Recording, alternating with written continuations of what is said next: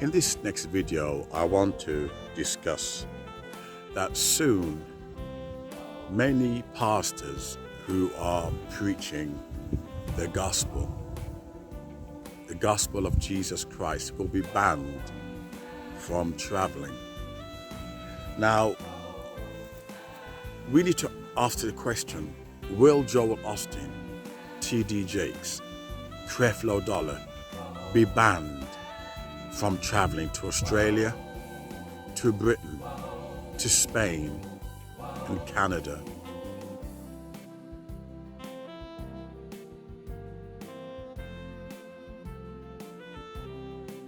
Etc.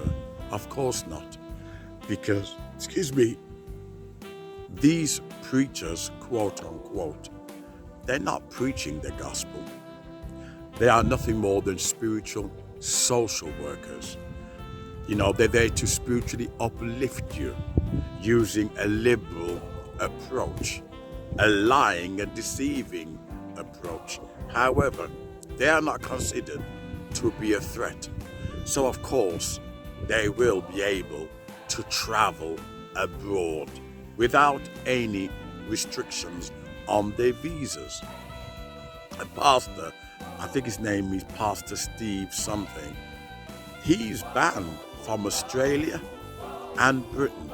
Now, these countries claim, they use this patriotic term on purpose, pretend we're a Christian country, we're a Christian country.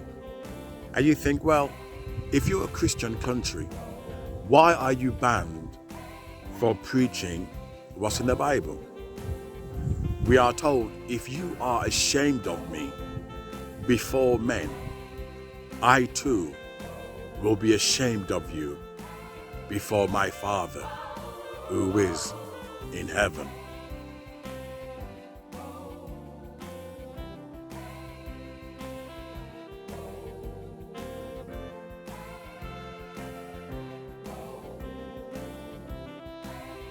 Britain, Australia, and countries like that, they like to pretend that they are a Christian country to appeal to the patriots. But when you break it down, you begin to realize that if you cannot preach Colossians, if you cannot preach Thessalonians, Corinthians, and Deuteronomy, if you cannot preach holiness because it offends a minority group who are less than 0.5% of the population, then you have to stop fooling people and saying you are a Christian country. You're not. You're a satanist and pagan country. But the sun's coming out, so God must be happy with my video, right?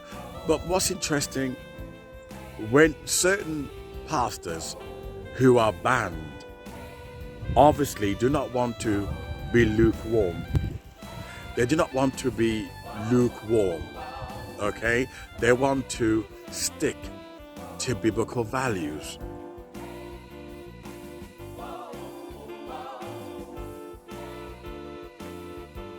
To scriptures, to doctrines. But sadly, the day will come, and already happening, when you're preaching certain parts of the Bible, you will be banned from traveling. Now, what's interesting, when St. Paul and the disciples were preaching the gospel, they went on the boat and they were traveling, through the anthems, to one area to the other. There were no restrictions. It tells you how much times have changed and how it's so easy now to control people. It's so easy to enforce this new world order, because on this one world religion, because all you have to do is stop the message.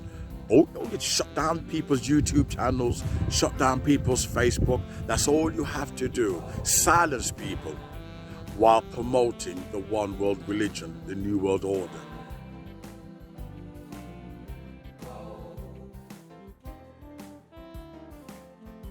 That's all you have to do. Silence people.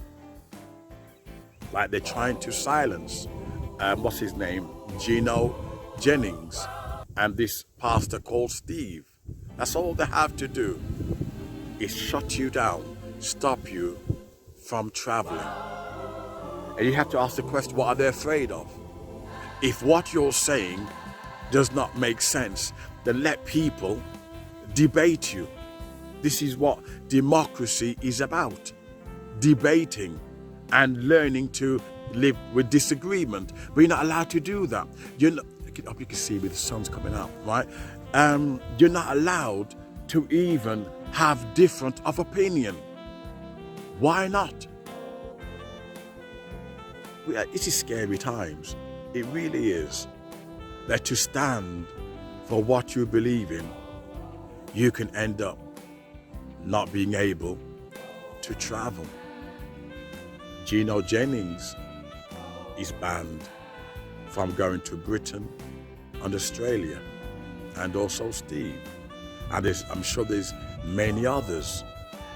And the church has to ask itself the question, why are we allowing it to happen?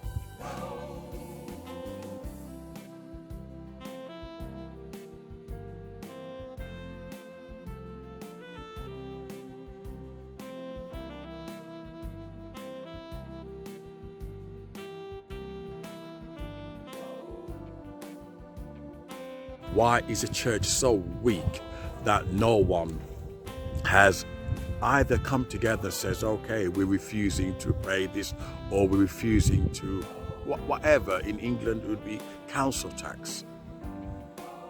It's almost like the church has become weak. They wouldn't do that to any other religion, but to Christians they do. They're always targeting Christians. They don't target Muslims. I've never seen them target Muslim preachers who stand in Birmingham and stand in London and stand in Hyde Park. I've never seen them target Muslims, but they always target the Christians because they know we're walkovers. They know we're weak, and they know that the Christian church is divided. And they also know the Christian church is also, come see me, is also infiltrated by false shepherds and false prophets, and as a result, it's weakened it. Now they're telling us that we cannot travel if we preach from certain part of the Bible. Real scary times. In Paul's day, you jump on the boat and you sail from one area to another, preaching the message. Today, there will be technology, digital, media, computers. They can stop you from spreading the message. They can stop you. All this, Google wants to track you down and where you are. And they say, oh, we did it for your benefit if you get lost. Okay, I'm a walker. You see, I love nature. So yes, it's beneficial in that sense. But another sense is, they really want to control you. They want to control your thoughts, your beliefs. So if you say anything against the establishment, they can shut you down, stop you from traveling. Soon, this one world religion, this new world order, they'll push it in so easily just by stopping you from traveling. That's upstairs here, we'll drop your phone. That's all they have to do to push this one world religion and new world order, is to stop you from spreading the message. Silence those who are strong religious activists. Real scary times we are living in. What are you going to do about it before the new world order, the one world religion, start to be forced upon the earth?